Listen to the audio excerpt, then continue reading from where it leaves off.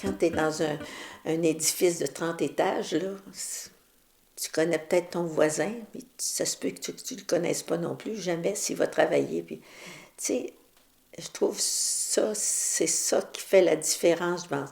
Autrefois, tu restais dans ta maison, puis tu voyais le voisin, puis tu jasais avec, tu prenais des marches avec, ta voisin et ta voisine. Mais aujourd'hui, c'est rare. J'aimerais ça que pour les personnes pour les soins à domicile, là, que les personnes qui gardent des gens qui sont malades ou que ce soit Alzheimer ou autre, aient des répits. Des répits pour les personnes à domicile, c'est tellement important. C'est tellement... ça nous aide à continuer à les garder à la maison, à les aimer à la maison. Et on pourrait avoir aussi plus de maisons pour les soins palliatifs. Maintenant, il y en a dans les hôpitaux, mais c'est pas toujours tranquille des fois.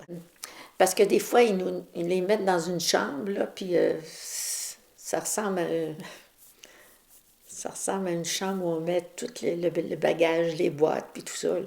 On est isolé, mais c'est pas une atmosphère.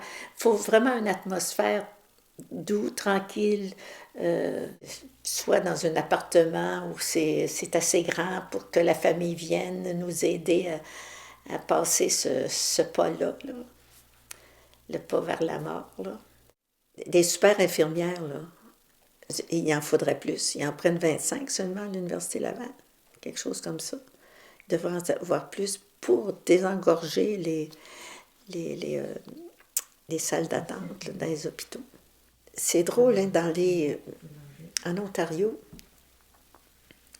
j'ai une petite fille qui travaille à l'urgence pour l'hôpital pour enfants d'Ontario. Puis elle fait des nuits, elle fait des jours. Tu sais. Pas de l'air à mourir pour ça, tu sais, ça va bien. Puis ils ne sont pas engorgés, puis ça va bien. Est-ce qu'il y a quelque chose que nous autres on ne fait pas, que les autres font?